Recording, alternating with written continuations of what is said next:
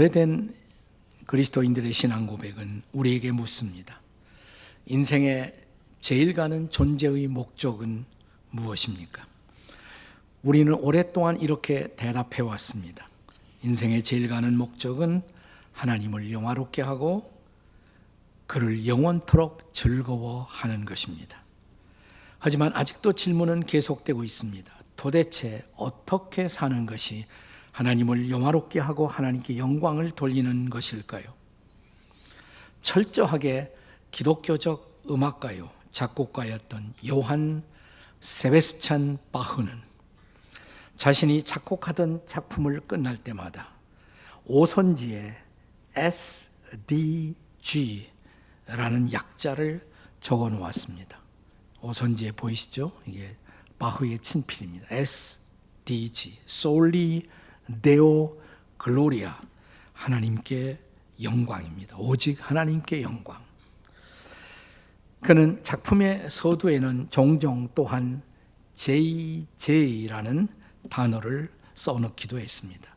예수 주바, Jesus help me, 예수님 저를 도와주십시오 라는 뜻입니다.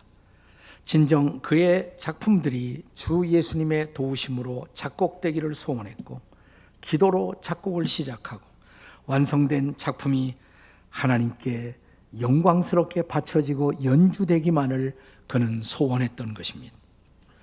이런 소원으로 살아간 바흐의 인생에는 그럼에도 불구하고 삶의 고난이 그치지 않았습니다. 10살도 되기 전에 그의 아버지 어머니가 다 돌아가셨습니다. 결혼한 지 13년 되던 해 자기 와이프를 먼저 천국으로 보내야만 했습니다. 다시 재혼한 그는 전처와 함께 모두 20명의 자녀들을 두었는데 그 중에 절반인 10명은 모두 어려서 세상을 떠나갑니다.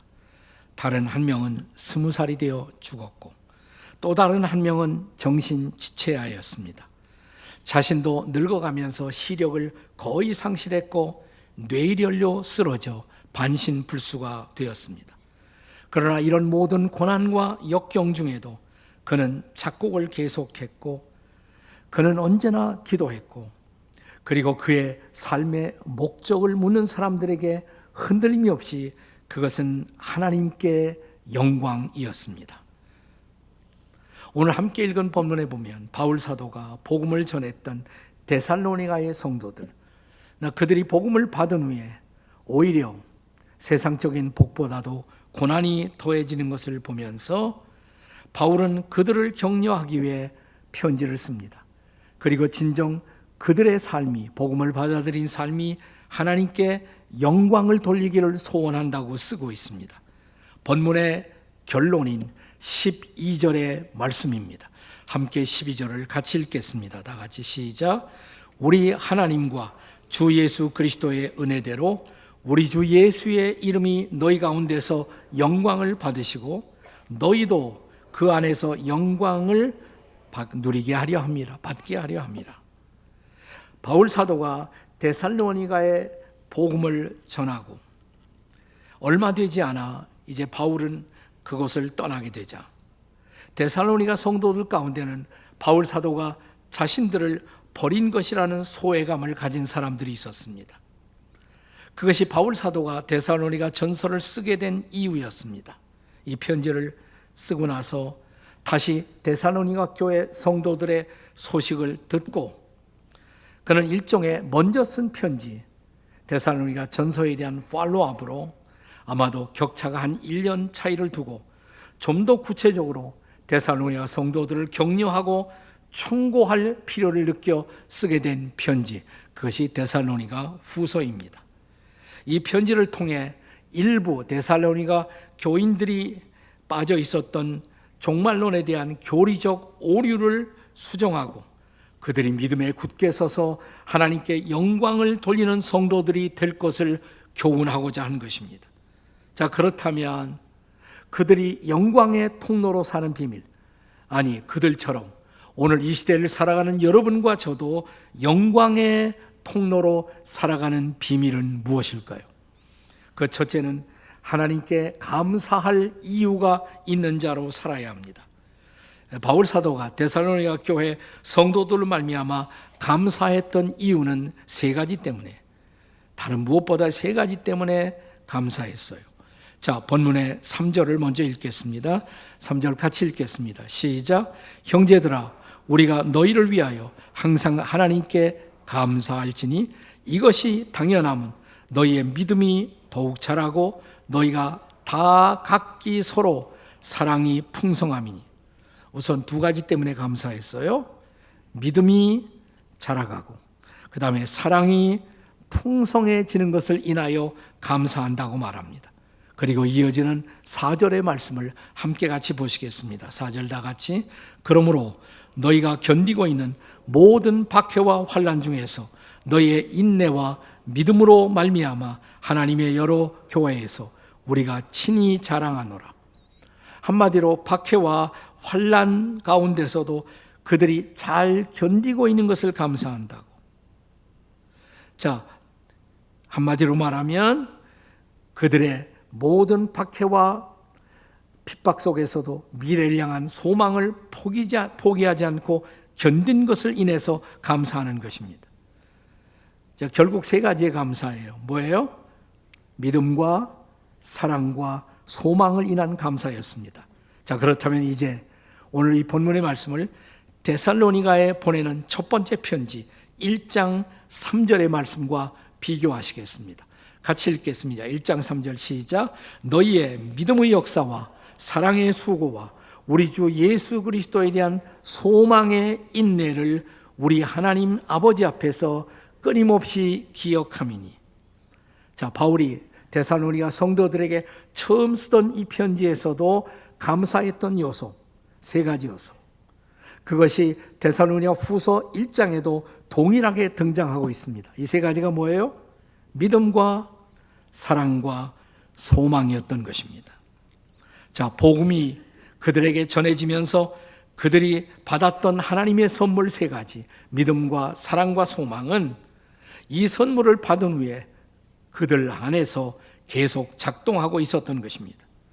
자, 데살로니가 전서에서 믿음의 역사를 인해서 감사한다고. 근데 데살로니가 후서에서는 그들의 믿음이 더욱 자라고 있는 것을 인해서 감사한다고 말합니다. 자, 그렇다면 우리가 예수 믿은 후에 하나님께 대한 우리의 믿음, 예수님에 대한 우리의 믿음, 그 믿음이 자라고 있을까요? 자, 데살로니가 전서에서는 그들의 사랑의 수고를 인해서 감사한다고 말합니다. 데살로니가 후서에서는 그들의 사랑이 풍성해짐을 인해서 감사한다고 말합니다. 자, 우리가 예수 믿은 후에 그렇다면 하나님을 향해 또 그리스도 안에서 우리의 이웃들을 향한 우리들의 사랑, 성도들을 향한 우리의 사랑이 처음 믿을 때마다 더욱 풍성해지고 계십니까? 자, 그리고 데살로니가 전서에서는 소망의 인내를 인해서 감사한다고.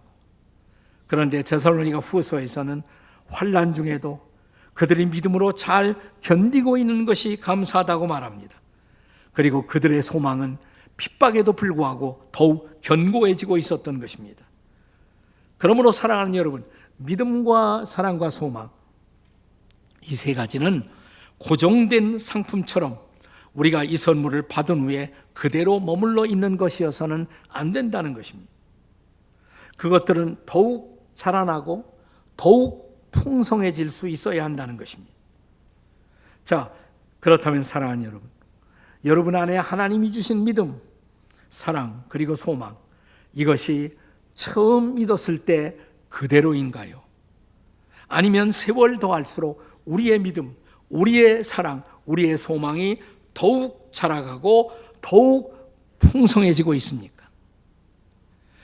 만일 조금씩이라도 내 믿음이, 내 사랑이, 내 소망이 더욱 자라나고 있는 것을 느낀다면 사랑하는 여러분, 주님께 감사하시기 바랍니다. 여러분은 바로 하나님의 영광을 드러내는 통로가 되어가고 있는 것입니다. 우리는 어떻게 하나님의 영광을 드러내는 통로로 살아갈 수가 있을까? 그 두 번째 대답은 하나님의 공의의 시련을 기다리는 자로 살아야 한다는 것입니다. 자, 여러분, 여러분과 저의 삶이 일그러지는 가장 큰 원인은 언제입니까? 세상에 공의가 없다, 세상에 정의가 없다고 느껴질 때가 아니겠습니까? 그러나 데살로니가 교회 성도들은 그들의 믿음 때문에 핍박을 받고 환난을 당하면서도 당당할 수 있었습니다. 그 이유가 뭐냐? 그들은 하나님의 공의를 믿고 그 공의가 실현됨을 기다릴 수 있었기 때문입니다. 자, 우리가 우리 주변에 복음을 모르고 복음을 방해하고 우리를 핍박하는 사람들에 대해서 억울함을 가질 때가 많죠. 왜 내가 복음을 가졌다는 이유로 이런 핍박을 받을까? 자, 그런데 바울은 마침내 복음을 방해하는 자들에게 이루어질 하나님의 공의를 믿었던 것입니다. 어떤 공의예요? 본문의 8절과 9절을 함께 읽겠습니다. 8절 9절 같이 읽겠습니다. 시작. 하나님을 모르는 자들과 우리 주 예수의 복음을 복종치 않는 자들에게 형벌을 내리시리니 이런 자들은 주의 얼굴과 그 힘의 영광을 떠나 영원한 형벌을 받으리라. 아멘. 그때가 올 것을 믿었던 것이에요. 그 하나님의 심판의 때가 올 것을 믿은 것입니다. 복음을 몰라서 방해하는 자들, 그들에 대한 하나님의 의로우신 궁극적 심판을 바울은 믿었던 것입니다. 그리고 오늘 본문 6절에 보세요. 6절에 보시면 환난을 받게 하는 자들에게는 환난으로 갚으시고, 자, 우리로 하여금 환난을 받게 하고 있습니다. 하나님은 어느 날 그들을 그대로 두지 않고 환난으로 갚아주실 것이다. 이것이 공의라는 것이에요. 그래서 지금은 부당한 박해, 부당한 핍박을 받으면서도 바울은 결코 그들이 마음의 안식을 잃어버리지 않는 것을 보고 감사했던 것입니다. 7절을 보실까요? 본문 7절입니다. 같이 읽습니다. 시작. 환난을 받는 너희에게는 우리와 함께 안식으로 갚으시는 것이 하나님의 공이시니. 자, 지금 그들이 환난을 받고 있어요. 근데 환난을 받으면서 마음에 안식이 있어. 마음의 쉼이 흔들리지 않아요. 이것이 하나님이 그들에게 베풀고 있었던 공이었던 것입니다. 너 억울하지? 그러나 내 마음속에 내가 준 안식과 평화가 있잖아. 이게 하나님의 공이에요. 그래서 5절에 오늘 본문의 고백처럼 하나님 나라에 합당한 자로 여김을 받게 하려 함이니 그 나라를 위해서 고난을 받느니라. 우리의 고난은 그냥 받는 억울한 고난이 아니라 하나님의 나라를 위한 당당한 고난이라고 믿었던 것입니다. 이런 자랑스러움이 그들의 마음을 붙들고 있었던 것입니다. 다시 말하면 그들이 현재 경험하고 있는 고난, 그것은 결국 그들이 의롭게 핍박을 받고 있었던 증거였습니다. 이 의로운 핍박이야말로 오히려 예수님이 산상수훈 팔복에서 가르친 축복이 아니겠습니까? 의 때문에 핍박을 받는다. 그것은 복이라는 것입니다. 축복이라는 것입니다. 마태복음 5장 10절 이하 12절의 말씀을 기억하십니까? 자, 우리 다 같이 한번 읽겠습니다. 시작. 의를 위하여 박해를 받는 자는 복이 있나니 천국이 저들의 것입니다. 나로 말미암아 너희를 욕하고 박해하고 모든 거짓으로 너희를 거슬려 악한 말을 할 때는 너에게 복이 있나니 기뻐하고 즐거워하라. 하늘에서 너희의 상이 큼이라. 너희 전에 있던 선지자들도 이같이 박해하였느니라. 아멘이십니까? 네. 이렇게 하나님의 공의로운 심판을 믿었던 그들은 따라서 당당하게 오늘의 고난과 박해에 직면하며 고난 속에서 하나님의 영광을 드러내고 있었던 것입니다. 그래서 바울 사도는 일찍이 로마서 8장 17절에서 우리에게 이렇게 말씀하셨습니다. 같이 읽습니다. 로마서 8장 17절 시작. 자녀이면 또한 상속자 곧 하나님의 상속자요 그리스도와 함께한 상속자니 우리가 그와 함께 영광을 받기 위하여 고난도 함께 받아야 할 것이니라. 아멘. 장차 우리에게 영광을 예비하신 그분, 그렇다면 오늘의 잠시의 억울한 고난도 견딜 수 있어야 할 줄로 믿습니다. 하나님의 영광의 통로로 살기를 원하십니까? 그렇다면 복음을 인한 핍박, 복음을 인한 고난을 두려워하지 말고 하루하루를 살아가는 성도 여러분이 되시기를 주님의 이름으로 축복합니다. 그리고 우리는 하나님의 공의의 시련을 믿고 하루하루를 당당하게 살아가시기를 주의 이름으로 축원합니다. 어떻게 우리가 영광의 통로로 인생을 살아갈까요? 마지막 세 번째로 하나님의 능력이 함께할 것을 믿고 살아야 합니다. 하나님의 능력이 함께할 것을 믿고 살아야 합니다. 오늘 본문을 이해하는 세 가지 키워드가 있어요. 읽은 본문 전체의 중요한 단어가 세 가지 키워드. 감사, 공의, 그리고 능력입니다. 감사와 공의와 능력.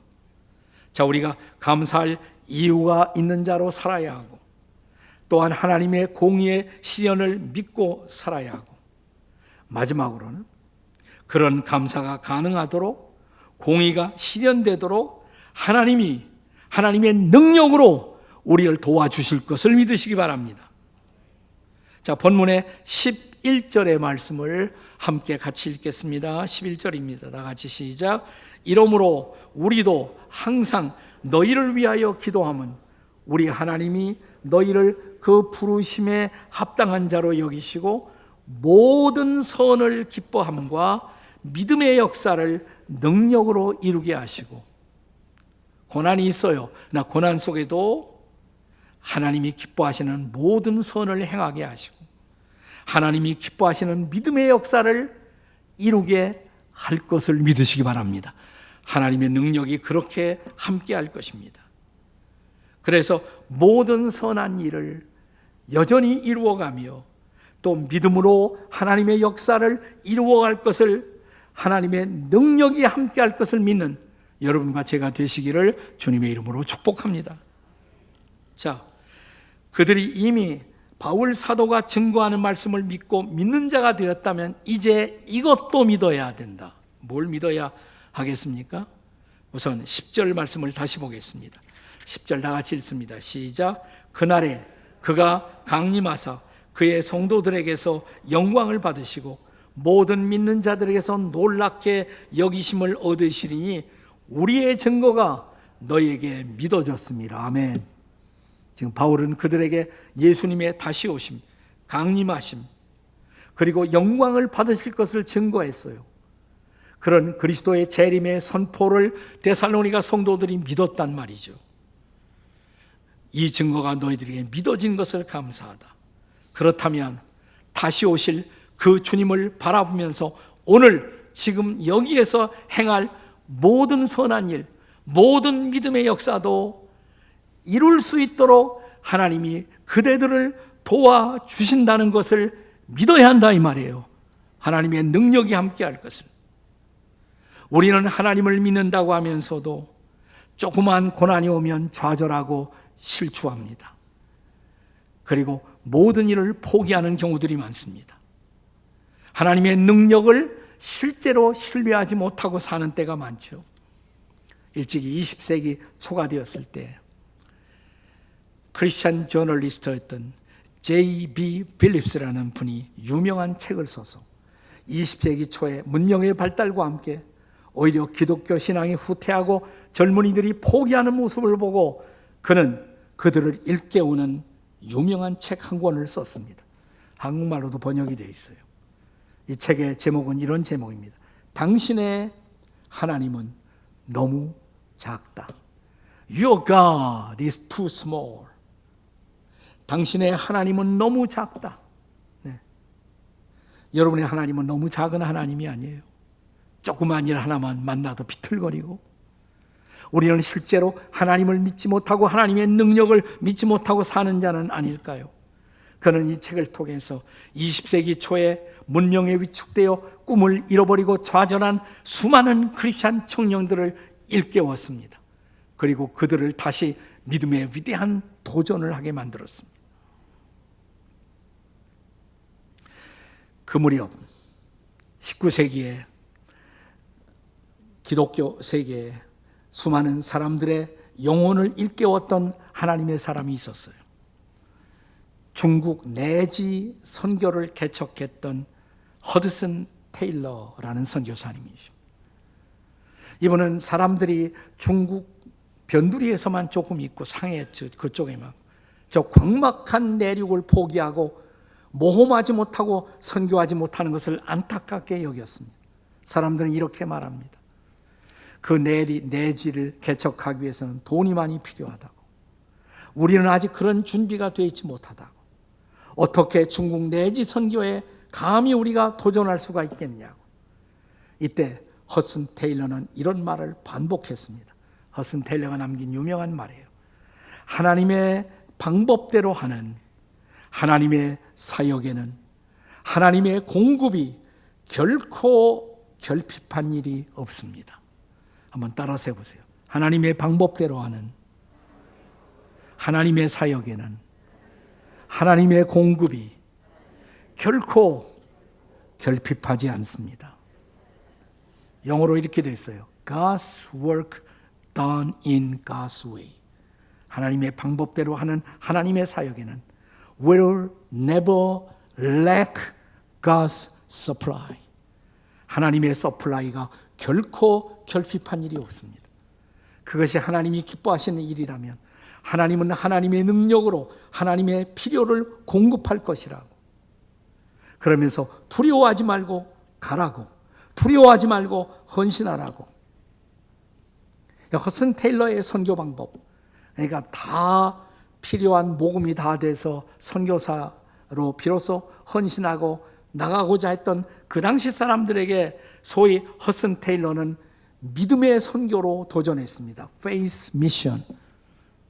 허슨 테일러가 시작한 이 선교부를 처음에는 중국 내지 선교회 China Inward Mission 이렇게 불렀어요. 나중에 이름을 바꿨는데 오늘날도 계속되는 그분이 만든 선교의 이름이 Overseas Mission Fellowship, OMF예요. OMF. 근데 여기 중대한 선교 원칙이 있어요. 그것은 뭐냐면 Faith Mission입니다. 뭐가 어떻게 다른가? 그러니까 OMF에 속한 선교사들은 어디 가서 선교 모금을 못해요. 사람들에게 나 이만큼 필요합니다. 도와주십시오. 그런 말 안 해요. 하나님만 믿는다 이거지. 이것이 하나님이 기뻐하신다면 하나님이 공급할 것이다. 전적으로 하나님만 신뢰하고 하는 선교. 이걸 페이스 미션이라고 부르는 거예요. 이 믿음의 선교를 통해서 놀라운 믿음의 역사를 허슨 테일러와 그의 동력자들은 이루어낼 수가 있었습니다. 당시 중국 선교사가 모두 합해서 90여 명 되었을 때 그는 중국 내지에 들어가 그와 더불어 동력할 선교사를 24명을 더 보내달라고 어느 날 기도합니다. 그리고 자신의 성경책 구석에다가 1865년 6월 25일 기도하다 24명의 동력자를 보내달라고. 1년 내에 16명의 선교사가 도착했고 이미 5명은 직접 중국 내륙에 가 있었습니다. 1881년 70명의 선교사들을 3년 내로 보내달라고 기도합니다. 1886년에는 100명의 선교사를 더 보내달라고 기도했고 그 응답으로 그 한 해에 102명의 선교사들과 함께 일하게 되었습니다. 1905년 허슨 테일러가 세상을 떠날 무렵에는 800명의 동력자들이 중국 선교 동력자들이 생겨났습니다. 그는 125개의 학교를 세웠고 허슨 테일러 개인을 통해서 예수님을 구주로 영접한 사람들이 18,000명에 달했어요. 18,000명. 그가 세상을 떠나간 후 초교파적으로 중국에서 선교하고 있는 선교사들의 숫자는 4,000명을 넘어서게 됩니다. 이 허슨 테일러의 영향력 때문이라고 사람들이 그에게 말할 때마다 허슨 테일러는 늘 이렇게 고백합니다. 주님이 다 하신 일입니다. 저는 주님이 하시는 일을 선물로 받았을 따름입니다. 모든 것은 그분의 은혜, 그분의 능력의 사역입니다. 그분의 은혜, 그분의 사역이었습니다. 사랑하는 여러분, 이런 비저너리가, 이런 믿음의 사람들이 지금 우리 시대에도 필요하지 않습니까? 우리가 어떤 위대한 일을 했다고 자랑하기 위해서가 아니라 나 같은 사람을, 우리 같은 사람을 불러 쓰신 하나님의 영광을 드러내기 위해서 말입니다. 본문의 12절 말씀을 다시 읽습니다. 결론적인 말씀이죠. 12절을 다시 읽겠습니다. 다 같이 시작. 우리 하나님과 우리 주 예수 그리스도의 은혜대로 우리 주 예수의 이름이 너희 가운데서 영광을 받으시고 너희도 그 안에서 영광을 받게 하려 합니다. 아멘. 하나님께 영광을 돌리고 우리도 그 안에서 영광을 누릴 수 있는 삶, 영광의 통로. 영국의 크리스찬 저널리스트요 작가였던 체스터턴 경은 고난의 시대를 믿음으로 견디고 있는 사람들에게 늘 이렇게 기도하라고 충고합니다. 아무것도 당연시 말고 모든 것을 감사하며 모든 것에 은혜가 넘치도록 기도하십시오. 아무것도 당연시 말고 모든 것을 감사하며 모든 것 위에 은혜가 넘치도록 기도하십시오. 그것이 바로 영광의 통로로 살아가는 길이기 때문입니다. 그래서 저와 여러분도, 우리도 최근에 이 찬송을, 이 복음성가를 정말 좋아하며 기쁨으로 고백하고 있지 않습니까? 내가 누려왔던 모든 것들, 내가 지나왔던 모든 시간이, 내가 걸어왔던 모든 순간이 당연한 것이 아니라 은혜였소라고. 아침 해가 뜨고 저녁에 노을, 봄의 꽃향기, 가을의 열매, 변하는 계절의 모든 순간이 당연한 것이 아니라 은혜라고. 그리고 마지막 절에서 거기다 우리가 복음을 받고 복음을 전할 수 있다는 것, 이것이 은혜라고. 그렇습니다. 주님은 오늘도 저와 여러분에게 그래서 말씀하고 계십니다. 감사함으로 살고 은혜를 구하십시오라고. 고단한 날마다의 일상 속에서도 그의 영광을 드러내도록 그의 능력이 함께하도록 기도하라고. 너희는 영광의 통로가 되어야 한다고. 나를 통해 하나님의 영광이 드러나고 나도 영광의 한 부분을 맛보면서 기뻐하고 즐거워할 수 있는 삶, 이것이 크리스천 라이프라고. 이것이 당당한 그리스도인들의 일상이 되어야 한다고. 비록 오늘 우리를 둘러싼 고난이 있지만, 시련이 있지만, 아픔이 있지만은 그럼에도 불구하고 영광의 통로가 되는 인생을 구하는 저와 여러분이 되시기를 바랍니다. 설날 가족들이 모였을 때 지나왔던 얘기들도 하고 즐거운 시간을 보내겠지만 잊어버리지 마십시오. 하나님이 나에게 어떻게 내 기도를 들으셨는가를, 하나님이 우리를 어떻게 도와주셨는가를, 그분의 은혜를 나누는 그런 축제가 되시기를 주의 이름으로 축원합니다. 아멘. 기도하시겠습니다.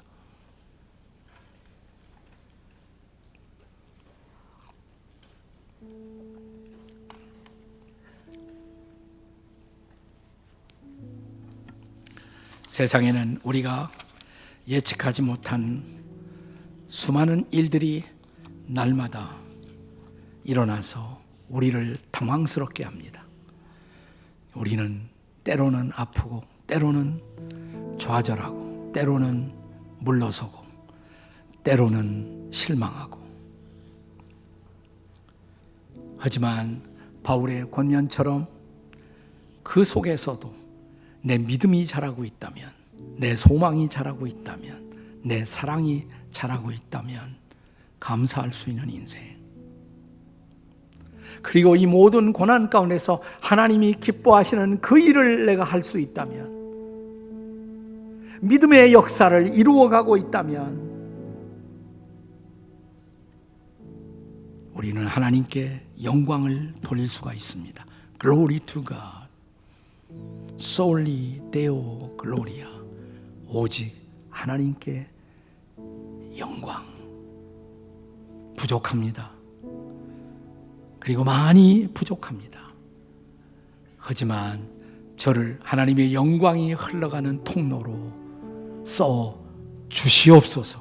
금년 한 해, 지나간 한 해를 뒤로 하고 지나간 한 해를 작별하고 금년 한 해는 영광의 통로가 되게 해 주시옵소서. 우리 주님 부르고 함께 통성으로 기도하시겠습니다. 주님, 주님, 우리가 기도합니다. 금년 한 해 영광의 통로로 살아가도록 우리를 도와주시옵소서. 우리의 삶이 온전히 주님의 아름다움을 드러내고 주님의 영광을 드러내고 주님의 믿음의 역사를 이루어갈 수 있도록 도와주시옵소서. 도와주시옵소서. 오 하나님 아버지, 결코 쉽지 않은 인생, 우리를 좌절시키고 우리를 실망시키는 수많은 사건들이 계속해서 우리를 덮치고 있지만 하나님, 그 가운데서 하나님이 기뻐하신 일을 할 수만 있다면, 그리고 믿음의 역사를 이루어갈 수 있다면, 복음을 전하며 살아가는 인생을 살 수가 있다면, 하나님, 우리는 좌절하는 대신 하나님께 영광을 돌리겠습니다. 하나님께 감사하겠습니다. 금년 한 해 그런 인생을 살아가도록 도와주시옵소서. 영광의 통로가 되게 해 주시옵소서. 주 예수님의 권세 있는 이름으로 기도하옵나이다. 아멘.